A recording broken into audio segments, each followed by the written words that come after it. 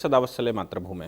हम लोग चर्चा करने जा रहे हैं 3 किसान बिलों को विड्रॉ करने के बाद, यानी कि केंद्र सरकार ने, मैं केंद्र सरकार की बात कहूं, माननीय प्रधानमंत्री जी ने घोषणा की कि मैं इन 3 कानूनों को अगले संसद सत्र से ख़त्म कर दूंगा और इसकी कानूनी प्रक्रिया शुरू हो जाएगी। हालांकि वो संसद के द्वारा पारित किए गए कानून ऑलरेडी सुप्रीम कोर्ट के द्वारा सस्पेंडेड थे और सुप्रीम कोर्ट ने सस्पेंड इसलिए किया था क्योंकि उस पर हियरिंग चल रही थी। तो 2-3 प्रश्न लोगों ने खड़े करने शुरू किए। एक प्रश्न ये खड़ा करना शुरू किया कि किसानों के आगे, तथाकथित किसानों के आगे केंद्र सरकार को झुकना पड़ा। मैं इस बात का जवाब दूंगा। दूसरा, लोगों ने ये प्रश्न किया कि क्या सुप्रीम कोर्ट में केंद्र सरकार फंसती नजर आ रही थी और सुप्रीम कोर्ट की हियरिंग जैसे जैसे बढ़ रही थी वैसे वैसे सरकार चूंकि फंस रही थी, इसलिए सरकार को ये लगा कि इसको विड्रॉ करने में लाभ है, नहीं तो सुप्रीम कोर्ट ने और फजीयत कर दी तो शायद ज़्यादा नुकसान हो जाएगा। तीसरा, जो बहुत बड़े गंभीर प्रश्न करने शुरू किए, हमारे यहाँ के कुछ जमायते इस्लामिया, कुछ उवैसी ने स्टेटमेंट दिया या महबूबा मुफ्ती ने स्टेटमेंट दिया। उन्होंने कहा 370 को भी विड्रॉ कर लेना चाहिए। महबूबा मुफ्ती ने कहा कि जिस प्रकार आपने किसान बिल वापस लिए हैं वैसे ही 370 वापस ले लीजिए। 370 वापस लेने से मतलब 370 का जो आपने डाइल्यूशन किया है उसका जो कानून बनाया है उसको वापस ले लीजिए। दूसरा, बहुत सारे लोगों ने, यानी कि मुस्लिम समाज ने, CAA का कानून वापस ले लीजिए। मैंने कल भी प्रश्न उठाया था कि चेतन जी ने फ़ोन किया और फ़ोन करके हमसे पूछा था कि फिर CAA पर क्या प्रभाव पड़ेगा, क्योंकि CAA के लिए पूरा देश चिंतित है। किसान घर के हैं, किसान घर में जो भी अच्छा या ख़राब हो रहा है, लेकिन CAA के कानून में अगर मुस्लिम को और जोड़ दिया गया तो अफ़गानिस्तान, पाकिस्तान और बांग्लादेश, जो 1947 में पाकिस्तान बना और मुसलमानों ने पाकिस्तान चुना, वो लोग वापस आ जाएंगे, या वो लगातार हिंदुस्तान में घुसने के प्रयास कर रहे हैं, क्योंकि बांग्लादेश और पाकिस्तान के हाल और अफगानिस्तान के हाल आप देख ही रहे हैं कि किस नाजुक दौर से गुजर रहे हैं। संभव है कि स्टेट भी ख़त्म हो जाए, जैसे अफगानिस्तान स्टेट हुड ही ख़त्म हो गई, वैसे ऐसा ना हो कि पाकिस्तान की भी स्टेट हुड ख़त्म हो जाए, क्योंकि वो स्टेट हुड ख़त्म होने की कगार पर है। और वो आज से 1500 साल पुराना जो इस्लामिक शासन हुआ करता था, जिसमें कमाने के लिए कुछ नहीं था, उनके पास धन नहीं था, खाने को खाना नहीं था, तो दूसरे स्टेटों में जाकर हमले करते थे और हमले करके वहाँ से लूट कर सामान लाते थे। क्या उसी रास्ते पर पाकिस्तान फिर उतर सकता है जिस रास्ते पर अफगानिस्तान उतरा हुआ है कि लूट करो और खाओ पियो और मौज करो? बांग्लादेश कभी न कभी उसी रास्ते पर, चूँकि हम सभी जानते हैं कि जहाँ कहीं भी उस 1500 साल पुराने कॉन्सेप्ट को अडॉप्ट किया गया, जब इंडस्ट्रियाँ नहीं थीं, जब कॉरपोरेट सेक्टर नहीं होता था, जब डेवलपमेंट नहीं था, जहाँ स्पेस सेक्टर नहीं होता था, ज़मीन पर लूट पाट और तलवारों की लड़ाई होती थी, दंगे होते थे, खाने पीने की कुछ जुगाड़ नहीं थी, कपड़े पहनने का कुछ इंतज़ाम नहीं था, लोग सभ्यता उस समय कैसी रही होगी, ये तो मोहम्मद से पहले की बात, जो मुसलमान कहता है कि हुकूकात ज़हिलिया हुआ करता था, यानी कि जाहिलों का शासन हुआ करता था मोहम्मद से पहले, यानी कि उनके माँ पिता के बारे में, उनके परिवार के बारे में, जाहिलों की वो विरासत के विषय में बात करते हैं। शायद मैं बहुत ज़्यादा नहीं कह सकता उसके विषय में, लेकिन उस समय अरब में, जैसे मैं कहूँ कि अरब कंट्रीज़ में भाई आँखों में बहुत लगता होगा तो हरे कपड़े पहनने शुरू किए, क्योंकि वहाँ पेड़ पौधे नहीं थे, हरा देखना ज़रूरी है। पैरों में बहुत ज़मीन पर गंदे हो जाते होंगे, ऊंचा पैजामा पहनना शुरू किया होगा। स्किन डिसीज़ेज़ होती होंगी, इसलिए पूरे कपड़े, हिजाब और ये सब पहनना शुरू किया होगा। और ऐसे बहुत सारी चीज़ें, चूँकि पानी नहीं था तो मूछ, कुछ खाते पीते होंगे तो मूछ में लगता होगा, तो मूछ काटना और दाढ़ी बढ़ाना, क्योंकि ऐसी व्यवस्था नहीं होगी, ऐसे सब काम किए गए होंगे, जहाँ तक मैं सोचता हूँ। लेकिन आज तो ज़माना बदल चुका है, लेकिन एक पार्टिकुलर कम्युनिटी आज भी उसी ज़माने में जी रही है और पाकिस्तान उसी ज़माने में जाने की कगार पर खड़ा है। अफ़गानिस्तान लगभग पहुंच सा गया है, ये दिख रहा है। और बहुत सारे कंट्री जिनके, जैसे मैंने कहा, उनके पास डेवलपमेंट का कोई मॉडल नहीं होता। अगर खाड़ी के देशों में तेल अपने आप ज़मीन के अंदर से खोज ना हुई होती तो शायद पूरा का पूरा खाड़ी जगत आज भी वैसा ही होता जैसा 1500 साल पुराने हुकूकाते ज़हलिया हुआ करती थी। अब बात करते हैं कि ये सब कुछ चल रहा है, तो क्या CAA विड्रॉ किया जा सकता है? क्या ट्रिपल तलाक विड्रॉ किया जा सकता है? क्या 370 का जो कानून 5 अगस्त को पास किए गए, क्या वो वापस आ सकते हैं? क्या 35 कैपिटल ए, जम्मू कश्मीर का कॉन्स्टिट्यूशन, ये सब वापस आ सकते हैं क्या? मैं आपको बताऊं कि अगर कानूनन बात करूं, कानूनन बात कहूं तो सब कुछ हो सकता है। वो संसद की मेजॉरिटी के ऊपर डिपेंड करता है। अभी तक मेजॉरिटी नरेंद्र मोदी सरकार के पास है, कल को मेजॉरिटी कांग्रेस सरकार के पास भी आ सकती है, समाजवादी पार्टी सरकार के साथ आ सकती है, कल को मेजॉरिटी इस्लामिक कॉन्सेप्ट को मानने वाले लोगों के साथ आ सकती है। यानी कि ये सारा गेम मेजॉरिटी का है कि मेजॉरिटी किसकी है। यानी कि जो कॉन्स्टिट्यूशन कहता है, अब basic structure of the constitution पर चले जाएंगे। कॉन्स्टिट्यूशन कहता है कि 368 से पूरे संविधान में संशोधन किया जा सकता है। सुप्रीम कोर्ट ने हालांकि केशवानंद भारती में एक रेस्ट्रिक्शन लगा दिया और उसमें ये कह दिया कि basic structure of the constitution will prevail. संसद के पास बेसिक स्ट्रक्चर को चेंज करने का अधिकार नहीं है। अब कॉन्स्टिट्यूशन का बेसिक स्ट्रक्चर के आधार पर आर्टिकल 35 कैपिटल ए, आर्टिकल 370 को रिलेटेड बहुत सारी पिटीशनें हम लोगों ने पहले फाइल कर रखी थी, जो सुप्रीम कोर्ट में लिस्ट पेंडेंस थी, जिस समय केंद्र सरकार ने 35 कैपिटल ए, जम्मू कश्मीर का संविधान और आर्टिकल 370 को डाइल्यूट किया था।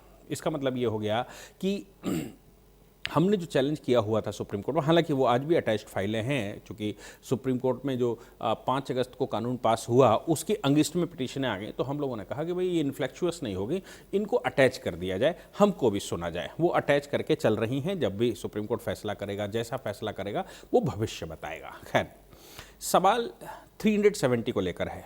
मैं कहता हूँ कि 35 कैपिटल ए नेहरू सरकार ने बिना पार्लियामेंट जाए पास की थी।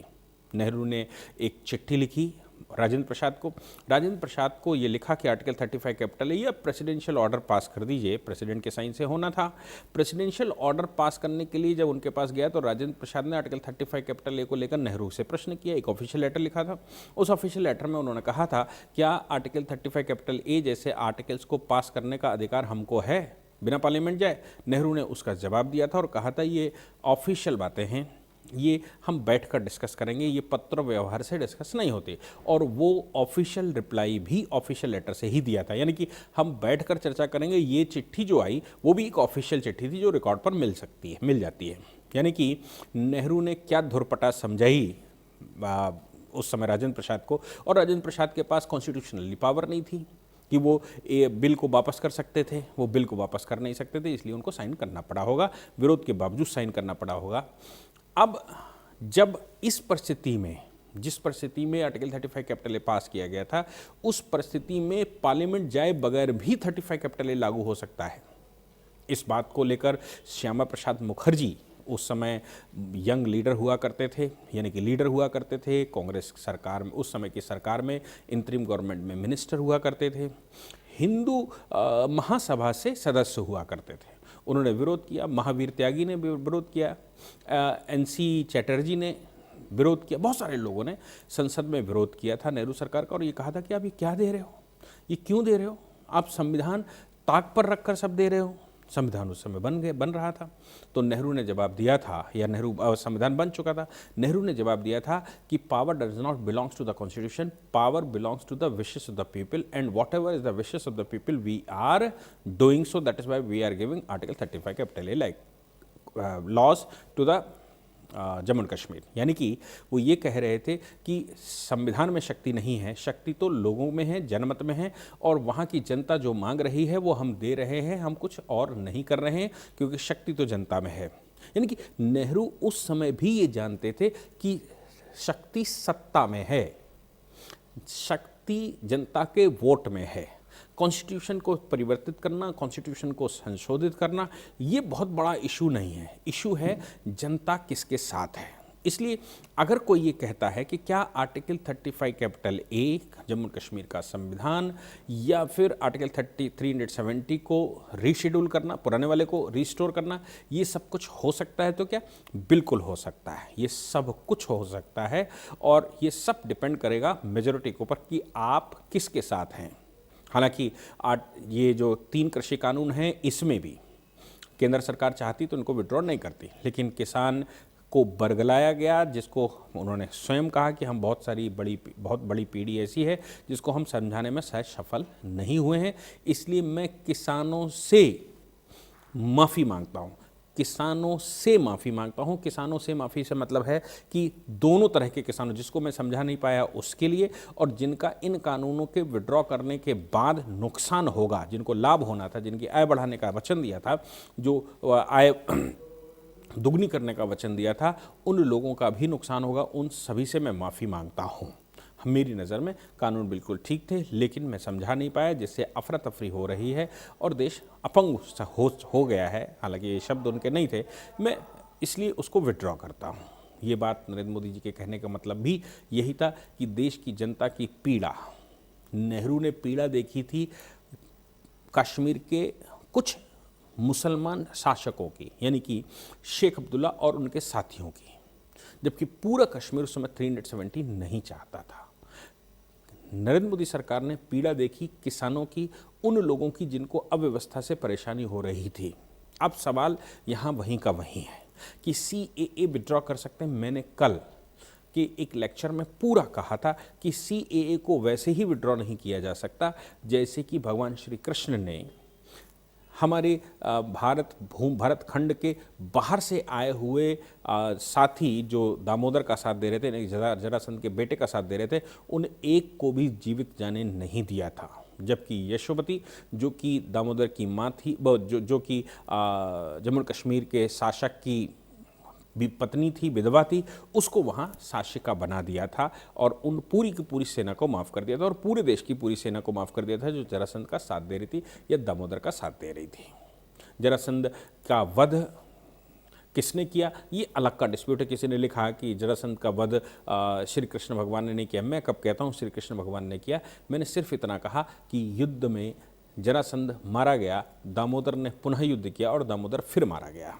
अब सेना का नेतृत्व अगर भगवान श्री कृष्ण कर रहे होंगे तो श्रेय तो श्री कृष्ण को ही जाता है। अगर देश में गड़बड़ियां फैलाने वाले नेहरू थे तो श्रेय नेहरू को ही जाएगा, और अगर 370 हटाने वाले नरेंद्र मोदी हैं तो मोदी जी को ही उसका श्रेय जाएगा। यानी कि CAA को बिल्कुल वापस नहीं लिया जा सकता और उसके लिए इससे उसको मिलाना उचित नहीं होगा। लेकिन भाई कर कुछ भी सकते हैं, ये सब कुछ डिपेंड करेगा मेजॉरिटी पर। यानी कि अगर पार्लियामेंट के अंदर मेजॉरिटी आ जाती है किसी दूसरी गवर्नमेंट की, दूसरे लोगों की, जो लोग इस प्रकार के विवादित बयान दे रहे हैं, मैं कांग्रेस की बात करूं, मैं NC की बात करूं, मैं NCP की बात करूं, या मैं PDP की बात करूं, मैं समाजवादी पार्टी की बात करूं, या जनता दल यूनाइटेड की बात करूं, जनता दल जो भी देश में इस प्रकार की बहुत सारी पार्टियां हैं, TDP, EDP, इन सब की मैं बात करूं, देश की छोटी बड़ी सभी पार्टियों की, DMK, ADMK, किसी की भी, इन सभी की अगर जो अपोजिशन कर रहे थे 2019 के इलेक्शन से पहले, जिन्होंने बंगाल में एक मंच शेयर किया था ममता बनर्जी के नेतृत्व में, वो सब मिलकर अगर सरकार बना लेते हैं केंद्र में, तो फिर आप समझ सकते हैं कि वो सब कुछ हो सकता है जो ये लोग डिमांड कर रहे हैं। हालांकि किसानों वाला मामला से इसको नहीं मिलाना चाहिए, क्योंकि किसानों का मामला कॉन्स्टिट्यूशनल मामला नहीं है। बाकी ये सारे मसले कॉन्स्टिट्यूशनल मसले हैं, इसलिए इनमें 2/3 बहुमत चाहिए। 2/3 बहुमत के लिए बड़ी ताकत लगानी पड़ती है। संसद के दोनों सदनों में 2/3 बहुमत चाहिए होता है। वो नरेंद्र मोदी जी का 56 इंच का सीना था, जिसने ना लोकसभा में 2/3 बहुमत था, ना राज्यसभा में 2/3 बहुमत था, फिर भी बिल पेश किया और कुछ पार्टियां उस समय नरेंद्र मोदी सरकार के साथ खड़ी दिखाई पड़ी और 2/3 बहुमत से वो बिल पास हो गया। मुझे लगता है कि मैं आपको बता पाया हूँ कि लीगैलिटी ये है कि संसद में जिसके पास शक्ति होगी वो कानून पास कर लेता है। अब उसका रिव्यू सुप्रीम कोर्ट में जाता है, उसका रिव्यू हाई कोर्ट्स में जाता है। हाई कोर्ट, सुप्रीम कोर्ट से उस पर स्ट्रक्चर कभी कभी पास कर देते हैं, ज़्यादा अगर वो प्रखरता से करें, ज़्यादा गड़बड़ी हो तो कानून को निरस्त भी कर देते हैं। ये सब कुछ होता रहता है। इसलिए आज जो लीगलिटी है 370 वगैरह की, वो पुनः डॉक्ट्रिन ऑफ इक्लिप्स के तहत वापस आ सकती है। डॉक्ट्रिन ऑफ इक्लिप्स हम कहते हैं ग्रहण का सिद्धांत या आच्छादन का सिद्धांत।